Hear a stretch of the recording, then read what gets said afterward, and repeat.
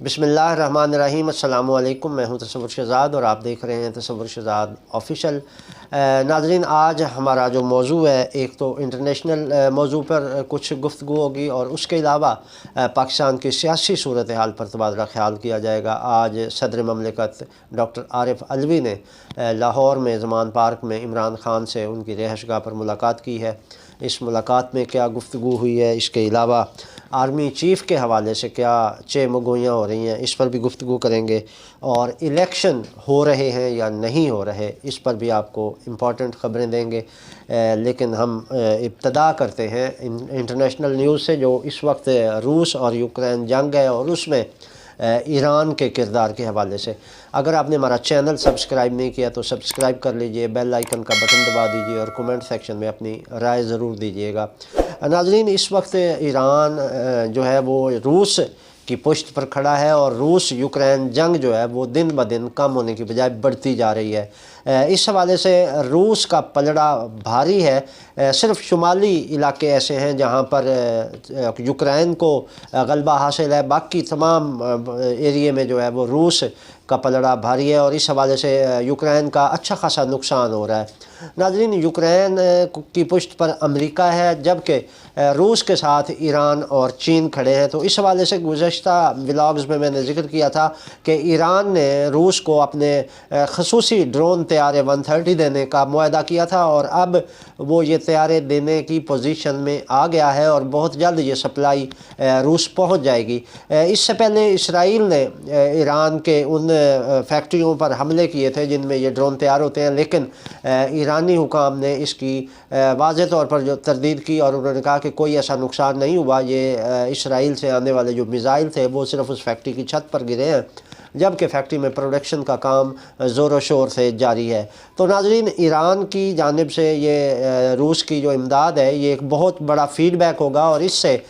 روس کی پاور میں اضافہ ہوگا اور وہ یوکرین کے علاقوں کو نشانہ بنانے میں آسانی محسوس کرے گا۔ ناظرین، جہاں یہ ایران کی روس کو مدد مل رہی ہے، وہاں امریکہ بھی یوکرین کو بھرپور مدد دے رہا ہے، اور اب ایک خبر آپ کے لیے ہے کہ امریکہ میں جو ڈرون تیار کرنے والی فیکٹری تھی اس پر گزشتہ رات جو ہے وہ دھماکے ہوئے ہیں اس کے اندر، اور اس فیکٹری میں تمام جو اندر ڈرون تیار ہو چکے تھے وہ بھی تباہ ہو گئے ہیں، اور خام مال جتنا پڑا ہوا تھا وہ بھی تباہ و برباد ہو گیا ہے۔ اب یہ حملے کی جو نوعیت تھی یہ بالکل ویسی تھی جیسی اسرائیل نے ایران پر حملہ کیا تھا اور ایران کی ڈرون ساز فیکٹری کو نشانہ بنایا تھا۔ اب امریکہ کے لٹریا کے علاقے میں یہ فیکٹری تھی اور وہاں پر باقاعدہ طور پر یہ دھماکہ ہوا ہے اور کہا جا رہا ہے کہ یہ حملہ ہے۔ ابھی تک امریکہ کی جانب سے بھی اور ذرائع ابلاغ کی جانب سے بھی اس کی وضاحت نہیں کی گئی کہ لٹریا میں ہونے والا فیکٹری میں یہ دھماکہ حملہ تھا یا اندر سے کوئی فالٹ ہوا ہے۔ تو اس حوالے سے بعض مبصرین یہ کہہ رہے ہیں کہ حملے کی طرز بتا رہی ہے کہ یہ ایران کی جانب سے اٹیک ہوا ہے، کیونکہ جس طرز پر اسرائیل نے ایران پر حملہ کیا تھا یہ ویسی ہی طرز پر جواب دیا گیا ہے۔ اب یہ واضح نہیں ہے کہ یہ واقعی ایران کی کارروائی ہے کہ اس نے جا کے لٹریا میں اپنی کارروائی دکھائی ہے، یا پھر امریکہ کا اندر سے ہی کوئی فالٹ ہوا ہے، کیونکہ اکثر یہ ایسے واقعات ہوئے ہیں کہ ایران اور امریکہ کی آپس کی جنگ میں امریکی خود کہتے ہیں، یہ امریکیوں کا جملہ ہے کہ اس لڑائی میں اللہ ایران کے ساتھ تھا۔ تو ایران اور امریکہ کی جنگ جب بھی ہوتی ہے تو اس میں امریکہ کے ساتھ بھاری وسائل اور ٹیکنالوجی ہونے کے باوجود اسے ایران سے شکست ہی ہوتی ہے۔ تو اس شکست کھانے کے بعد امریکی یہی کومنٹ دیتے ہیں کہ اللہ ایران کے ساتھ تھا۔ تو یہ سیم آج رات جو گزشتہ شب یہ دھماکہ ہوا ہے ڈرون ساز امریکی فیکٹری میں، تو اس میں بھی کہا جا سکتا ہے کہ اگر ایران نے یہ حملہ نہیں کیا تو اگر اندر سے بھی یہ دھماکہ ہوا ہے تو یہ پھر امریکہ کے لیے بہت بڑا نقصان ہے، اور یہ اشارہ ہے کہ اللہ ایران کے ساتھ ہے۔ اور اس کے علاوہ ناظرین، جو روس کے دفاعی معاملات ہیں اس میں ایران کے ساتھ اس نے معاہدہ کیا ہوا ہے اور اس معاہدے کے تحت اسے ہتھیار بھی مل رہے ہیں، اور اس کے علاوہ افغان طالبان نے بھی انہیں امریکی ساختہ ہتھیار فراہم کر دیے ہیں، اور اس کا بھی ان ہتھیاروں کا بھی روس میں آپریشن جاری ہے، اور پھر روسی ماہرین جو ہیں اسلحہ ساز وہ اسی امریکی طرز کا اسلحہ تیار کریں گے، اور اس کے بعد یہ جنگ جو ہے وہ مزید وسیع ہوگی۔ اور اس حوالے سے ہمارے جو ذرائع ہیں وہ یہ کہہ رہے ہیں کہ 24 فروری کے بعد اس جنگ میں شدت آئے گی، اور پھر اس میں 24 فروری کی ڈیڈ لائن روس نے اس لیے دی ہے کہ اس وقت تک ایران کے تمام ڈرونز وہاں پہنچ چکے ہوں گے، افغانستان سے جانے والا اسلحہ بھی روس کے پاس آ چکا ہوگا، اور پھر روس کی جو طاقت ہے اٹیکنگ پوزیشن وہ اور زیادہ مضبوط ہو جائے گی، اور پھر روس اپنی اس پوزیشن کو واضح کرے گا اور حملوں میں شدت لے آئے گا۔ تو اس سے یہ جنگ جو ہے وہ وسیع ہوتی نظر آ رہی ہے، اور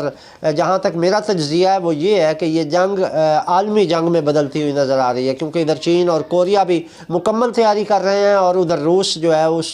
کے ہاتھوں امریکہ یوکرین میں بری طرح پٹ رہا ہے۔ تو ظاہر ہے اس جنگ میں اس کو مزید اس کا دائرہ وسیع ہوگا، اور باقی ممالک بھی اس کی لپیٹ میں آئیں گے۔ اب جب ایران روس کی پشت پر کھڑا ہے اور ڈرون دے رہا ہے تو یقیناً امریکہ کو یہ بات جو ہے وہ کسی طور بھی برداشت نہیں ہے، تو اس حوالے سے اسرائیل کی جانب سے دوبارہ ایران پر حملوں کے خدشات ہیں۔ تو اس کو دیکھا جائے تو یہ دائرہ جو یوکرین اور روس کے درمیان جنگ چھڑی ہوئی ہے اس کا دائرہ پوری دنیا میں وسیع ہوتا نظر آ رہا ہے، اور ایسا لگ رہا ہے کہ یہ تیسری عالمی جنگ کا پیش خیمہ ہے۔ اور دوسرا ناظرین، اب اگر ہم اپنے ملکی صورتحال کی بات کریں تو آج صدر مملکت عارف علوی نے زمان پارک لاہور میں عمران خان سے ملاقات کی ہے، اور اس ملاقات میں سیاسی صورتحال پر تبادلہ خیال کیا گیا ہے، اور ذرائع نے یہ بتایا ہے کہ اس میں قانونی ضوابط کو بھی ان کا بھی جائزہ لیا گیا ہے کہ اگر الیکشن نہیں کروایا جاتا، نگران حکومت اور وفاقی حکومت اگر الیکشن نہیں کرواتی اپنے ٹائم فریم میں، تو ان کے لیے کون سے قانون ان پر لاگو ہوں گے، اور پھر وہ کس قانون کے تحت قابل گرفت ہو سکیں گے۔ ان معاملات کا جائزہ لیا گیا ہے۔ اس کے علاوہ صدر مملکت کو اپنی آئینی ذمہ داریوں کے حوالے سے بھی بریفنگ دی گئی ہے کہ وہ یہ معاملات اس طرح ہینڈل کر سکتے ہیں۔ وہ باقاعدہ ایک گائیڈ لائن تھی،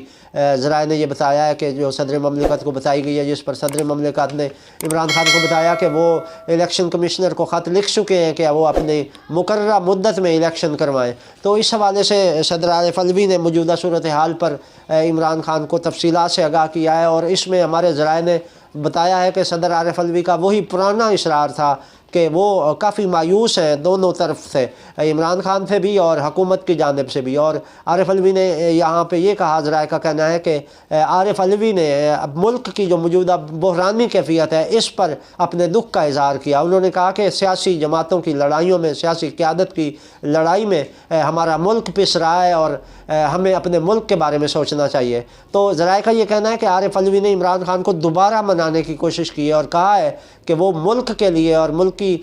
کے وسیع تر مفاد کے لیے ایسا چاہتے ہیں کہ عمران خان جو ہے وہ کوئی ایسی پالیسی اپنائیں جس میں مشترکہ طور پر حکومت اور پی ٹی آئی جو ہے وہ مل کر کوئی ایسا لاہ عمل نکالیں تاکہ ملک میں یہ بحران جو ہے یہ تھم سکے۔ کیونکہ انہوں نے یہ بھی کہا کہ آئی ایم ایف کی جو شرائط تسلیم کی جا رہی ہیں وہ ہمارے ملک کے لیے ٹھیک نہیں ہیں۔ تو اگر یہ حکومت اقتدار میں مزید رہتی ہے، اور جیسا کہ آگے نظر آ رہا ہے کہ ان کا ارادہ نہیں ہے کہ یہ انتخابات کروائیں گے، تو ذرائع کا کہنا ہے کہ عارف علوی نے ان تحفظات کا اظہار کیا کہ اگر یہ حکومت مزید اقتدار میں رہتی ہے تو اس سے ملک کا نقصان ہوگا، یہ ایسے معاہدے کر جائیں گے، یہ عالمی قوتوں کے ساتھ ایسی ایگریمنٹ ہوں گے ان کے جن سے ملک کی بقا خطرے میں پڑ سکتی ہے۔ تو عارف علوی نے ذرائع نے یہ کہا ہے کہ عمران خان کو یہ قائل کرنے کی کوشش کی ہے کہ وہ عالمی ان معاہدوں سے بچنے کے لیے کم از کم ان کے ساتھ مل بیٹھیں، اور کوئی ایک راہ عمل نکالنے کے لیے ان کے ساتھ بات چیت کا سلسلہ بڑھا لیں، اس سے کوئی فرق نہیں پڑتا۔ جبکہ ذرائع کا یہ کہنا ہے کہ عمران خان نے کہا کہ اگر میں ان کے ساتھ مل بیٹھتا ہوں تو یہ میرا یو ٹرن ہوگا، اور اس پر پھر مجھے شدید تنقید کا نشانہ بنایا جائے گا، اور یہی حکومت جو امپورٹڈ حکومت ہے یہی تنقید کا نشانہ بنائے گی، اور عمران خان کی وہ گفتگو اور تقریریں نکال کر دوبارہ سوشل میڈیا پر وائرل کی جائیں گی کہ عمران خان نے کہا تھا کہ وہ ان چوروں کے ساتھ نہیں بیٹھے گا، اور پھر کہیں گے کہ اب عمران خان ان چوروں کے ساتھ بیٹھ گیا ہے۔ تو عمران خان نے کہا کہ وہ پوائنٹ آف نو ریٹرن پہ پہنچے ہوئے ہیں، اور اس میں ان کی واپسی مشکل ہے۔ تو اس پر عارف علوی نے کہا، یہ ذرائع کا کہنا ہے کہ یہ ملک کی بقا کا معاملہ ہے، تو انہوں نے عمران خان کو مزید کہا کہ آپ اپنے دوستوں کے ساتھ مشاورت کر لیں اور دیکھ لیں کہ اس حوالے سے کیا رستہ نکالا جا سکتا ہے۔ تو عمران خان نے انہیں ٹائم دیا ہے اور کہا ہے کہ وہ اس پر سوچیں گے اور مزید پھر عارف علوی کو اس حوالے سے آگاہ کریں گے۔ اب ناظرین، آرمی چیف ہمارے برطانیہ کے دورے پر گئے تھے، پھر کچھ سوشل میڈیا میں ایسی خبریں آئیں کہ وہ امریکہ چلے گئے ہیں اور وہ خصوصی طیارے کے ذریعے گئے ہیں جس کی شناخت نہیں ظاہر کی گئی، جبکہ آئی ایس پی آر نے آج اس کی تردید کر دی ہے اور آئی ایس پی آر کی جانب سے کہا گیا ہے کہ سوشل میڈیا پر چلنے والی چیمو گوئیاں بے بنیاد ہیں۔ آرمی چیف جو ہیں وہ برطانیہ گئے ہوئے ہیں اور وہاں وہ اپنے ایک کانفرنس میں شریک ہیں جو استحکام ہے، برٹش کانفرنس تھی، برطانوی استحکام کے لیے بلائی گئی تھی، تو وہ اس میں شرکت کے لیے وہاں پہنچے ہوئے ہیں۔ تو اس حوالے سے ناظرین یہ امریکہ جانے کی خبروں کی آئی ایس پی آر نے تردید کی ہے، لیکن یہ ایسی چیزیں ہیں کہ یہ چھپ نہیں سکتی۔ اگر ان کا دور خفیہ بھی تھا تو آج سوشل میڈیا کا دور ہے، یہ کوئی نہ کوئی ایسا سلسلہ، ایسی خبر نکل آئے گی کہ واضح ہو جائے گا کہ وہ امریکہ گئے ہیں یا نہیں گئے، اور یہ اتنا دور نہیں ہے، ایک دو دنوں میں یہ گرد بیٹھے گی تو یہ سینیریو واضح ہو جائے گا کہ وہ امریکہ گئے ہیں یا نہیں گئے، اور اگر گئے بھی ہیں تو کس ایجنڈے کے تحت گئے ہیں اور ان کے مقاصد وہاں پر کیا تھے، اور پاکستان میں پھر کیا ہونے جا رہا ہے، کیونکہ امریکہ کا دورہ آرمی چیف کے لیے پاکستانی حالات کے حوالے سے بڑی خاص اہمیت رکھتا ہے، اور ادھر جو ہے آئی ایم ایف کے ساتھ ہونے والے مذاکرات پر حکومت بڑی پر امید ہے، اور اسحاق ڈار نے کہا ہے کہ وہ آئی ایم ایف کے ساتھ مذاکرات میں پیش رفت کے حوالے سے خوشخبری سنائیں گے۔ اب یہ خوشخبری کس قیمت پر سنائی جا رہی ہے یہ آنے والا وقت بتائے گا۔ یہ تھی ناظرین اب تک کی اپڈیٹ۔ تصور شہزاد کو اجازت دیجیے، اللہ نگہبان۔